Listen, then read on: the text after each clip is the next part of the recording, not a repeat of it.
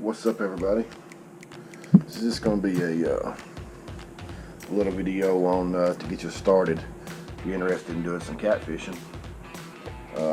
Just a real basic, simple situation here. A size 2500 reel, spin reel, will work to get you started. And you'll want at least 10-pound braided line. A lot of people use leaders. They use monofilament leaders or fluorocarbon leaders. I don't personally use them for catfishing, especially because I'm fishing, swift water or dingy water. And on a small line, like a 10-pound line, I just use braid straight to the hook. And I don't use no kind of mono as a leader. But when I'm stripe fishing, where we go up into these spring creeks, the water is really clear, and you have to use a leader, or else you won't catch no fish. I mean, I've done it side by side, in comparison. If you don't use a leader in clear water, you're not going to catch as many fish. This is a number 4 bait holder by Eagle Claw. They're cheap at Walmart. You get a pretty good pack of them, and that's a good starting point for catching small channel catfish with like chicken livers. Chicken livers you can get at Walmart for a couple bucks, $2. Get a pack of these hooks for a couple bucks.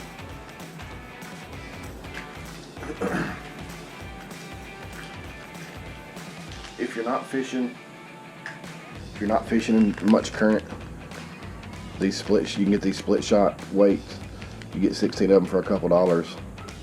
These are like a 1/8 ounce. So they're kind of small, but they'll get you by. You can pinch 1 or 2 of those on there. But me personally, what I like to use is these bell weights. Now these, you put a swivel on there, and these will slide up and down. But I don't do that.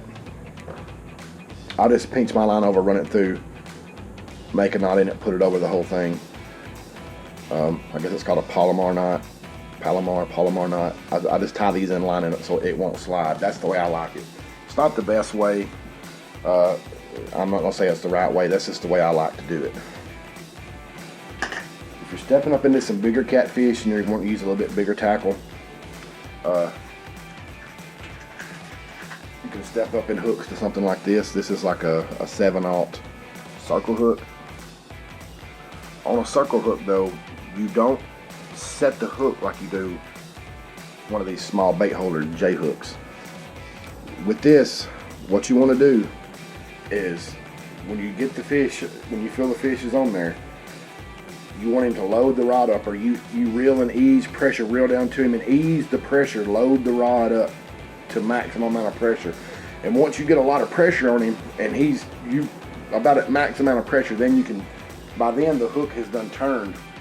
When you pull it, it's done turned into the corner of that mouth, right in the side, and then you can set it on in there, but you have to load the pressure up before you jerk this hook. If you just jerk this hook, it'll come right out. It won't set.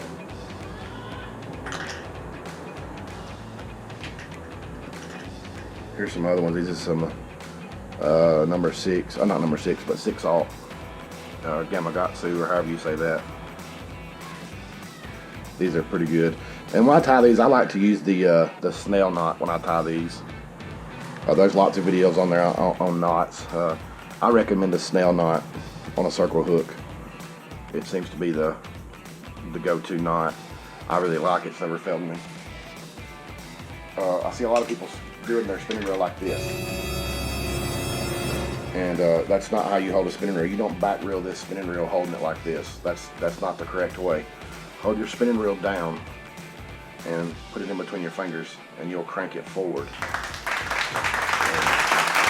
And always remember to set your drag up here. This will be your drag. Make sure your drag's got a good amount of pressure on it, but also where it can get some line where it won't break off. Which these braided lines are pretty strong. so you can run a pretty fair amount, you know, of drag tightness and not have to worry about it. But you still want him to be able to pull some off. You want a good stiff pull.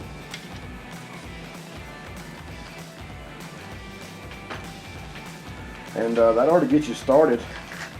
That's really all you need to get you out there and get you started. And that's just the beginning things. That's just, you know, some hooks and leads, some line, rod, and reel, with chicken livers. And if you get anywhere, you can catch channel catfish just about anywhere in any body of water. If they're there, you can catch them. There's a lot of videos out there on baiting them up, making bait buckets with corn. And if you can't get out to find the fish, if you don't have a boat and a depth finder and you're I can only fish at one spot, you can make you a bait bucket. And I've done this before. I've took a 5-gallon bucket and tie some ropes to it. I tie a short rope to it and tie a brick to it to hold it down. And then I tie a longer rope to it with a bottle to float it up so I can get it back. And I will fill it up with like dog food and sweet corn and put a lid on it and have a bunch of holes drilled in it. And then I'll set it out about 3 days before I'm gonna fish at a spot. And when I get there, there'll be a lot of fish around that bucket. So that's a kind of a good method to use to get fish to come in there, and especially catfish, they'll come in there around that bucket to that corn and dog food. And you can get you a stringer of fish to eat or release, whatever you want to do with them. But I'm gonna wrap it up right there. I hope that helps everybody kind of get you started to get out there and catch some fish. Like the video, subscribe to the page. If y'all want to see more videos like this, I can do some more advanced stuff to get on up into the, you know, not beginner stuff, but more advanced stuff. And I don't know everything about it. I just know my way, the way I do things, and I mean, and the way I do things might be something that you like. So y'all hang around, and as soon as we get over this coronavirus quarantine we're in, we're gonna get back out on the water and get to catching the fish. Right now we're looking like we're about 2 weeks into this sitting here doing nothing, so looks like that's going to be for a while. Peace.